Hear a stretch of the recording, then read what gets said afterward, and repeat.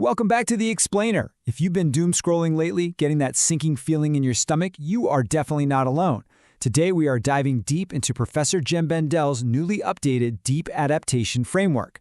We're going to map out exactly how to navigate what a lot of researchers are now calling a time of societal collapse, but we're going to do it purposefully and honestly without the panic. Let's get right into it. Has the collapse begun? This isn't just some fringe late-night thought experiment anymore. Bendell says his inbox is literally flooded with this exact question recently. And it makes sense, right? When you look at the wider ripple effects of what's happening globally, conflicts in the Middle East, Ukraine, wild economic swings, everyday people are starting to wonder if we've crossed some kind of point of no return. It's your neighbor, your barista, maybe it's even you asking it. But to really answer that, we've got to completely smash this Hollywood idea of what collapse actually looks like. We're so conditioned to picture this sudden overnight apocalypse, asteroids, zombies, empty grocery stores in the blink of an eye. But Bendell argues that collapse is actually a creeping, irrecoverable decline. And the really sobering reality? Most of us are already living it. When the sheer cost of living forces you to completely abandon your life goals, give up on ever buying a home, or just constantly lower your emotional baseline, that right there is the creeping collapse in action. So societal collapse isn't defined by how fast it happens. It could take a really long time. What actually defines it is that it's irrecoverable. We simply can't go back to the old normal. Bendell points to a sort of perfect storm driving this. Massive monopolies capturing the market, totally strained monetary policies, avoidable geopolitical conflicts, and of course, massive ecological depletion. Now sure, you'll see brief moments where things look like they're easing up, like tiny bumps in the Human Development Index in some places over the last couple of years, but the overall big picture trend line, it is stubbornly pointing down, especially when you factor in these unprecedented global temperatures hitting our food and energy supplies. Which brings us to an absolutely crucial concept underlying all of this, the meta-crisis.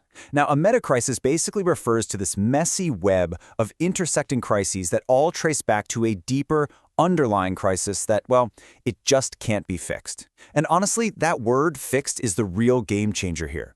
We are so hardwired to look for solutions. But by actually accepting that we can't solve these global issues in the traditional sense, we can finally stop being paralyzed by them.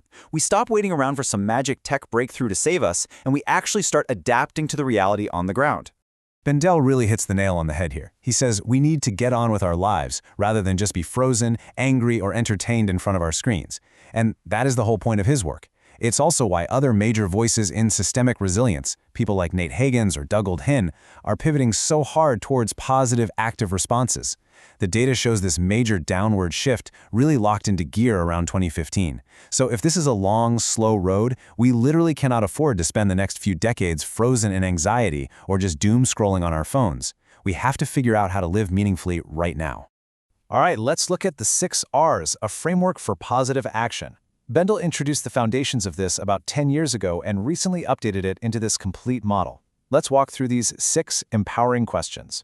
First up is resilience. The big question here, what do we value most that we want to keep and how? And just to be clear, we aren't talking about hoarding canned goods in an underground bunker. This is about taking a really hard look at your life and figuring out what's truly irreplaceable. Is it your local community garden? A neighborhood support network? Or maybe it's just the mental bandwidth to stay compassionate when things get stressful. What are the absolute core values you refuse to lose as the world shifts? Next is relinquishment. And man, this is a tough one. What do we need to let go of so we don't make matters worse? We're talking about actively surrendering habits or intense consumption patterns. Maybe it's letting go of the idea that you can get literally anything delivered to your door in 24 hours, or shaking off that deep-seated expectation that every generation's standard of living is just going to magically double. Admitting we can't have it all is incredibly hard, but letting go is a totally necessary, active step in adapting. The third R is restoration. What could we bring back? This one kind of asks us to look in the rearview mirror, because as our hyper-complex modern systems start to fracture, there are older, largely forgotten practices that we desperately need to dust off. Think about the stuff our grandparents just did naturally, repairing clothes instead of tossing them, growing seasonal food, relying on local mutual aid rather than massive global supply chains. These are practically superpowers today as those systems get less and less reliable. Then we hit reconciliation. With whom and with what could I make peace to lessen suffering? This one is all about connection. Look, we all know that when systems break down, people get stressed and tensions flare up. This question is challenging us to proactively heal those divides, whether that means bearing the hatchet with a neighbor over a silly property line dispute or putting in the real work to bridge massive political gaps in your town. It's about building solidarity now so we aren't turning on each other when things get tough. Now, if you've been following Bendell for a while, you're going to notice a pretty big shift right here. For years, deep adaptation was just those first 4 R's, which, if you think about it, are very focused inward, on personal reflection and emotional coping. But as more and more people, especially younger generations, started waking up to the reality of the meta-crisis, Bendell realized the framework had to grow. It had to evolve from just surviving internally to actually stepping outward into active, community-wide social action. Which leads us to the 5th R, a newer addition from his book Breaking Together, Reclamation. What in our lives, communities, economies, and nature can we take back from dominant systems and beliefs? This is all about taking back your agency.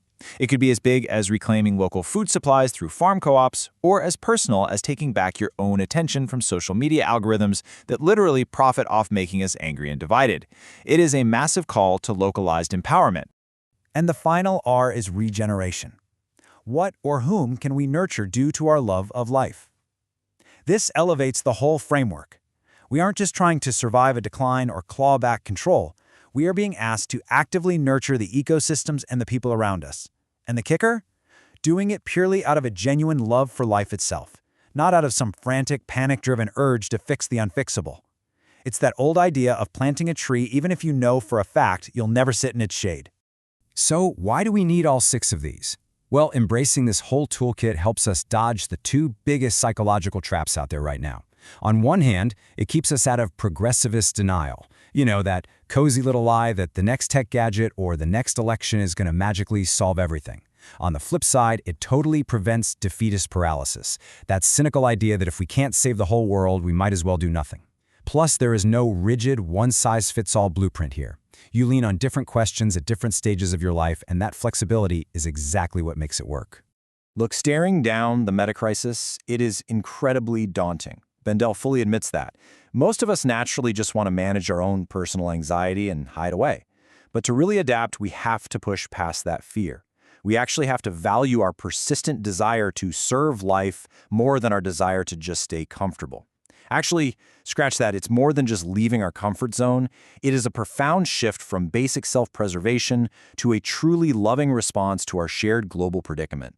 So, as we wrap up this explainer, I want to leave you with one final thought. You've got the framework now. You understand that this creeping decline is irrecoverable, and you have the 6 R's to help guide you through it.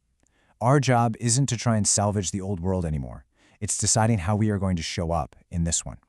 So I'll ask you, in a world of meta-crisis, how will you choose to serve life today?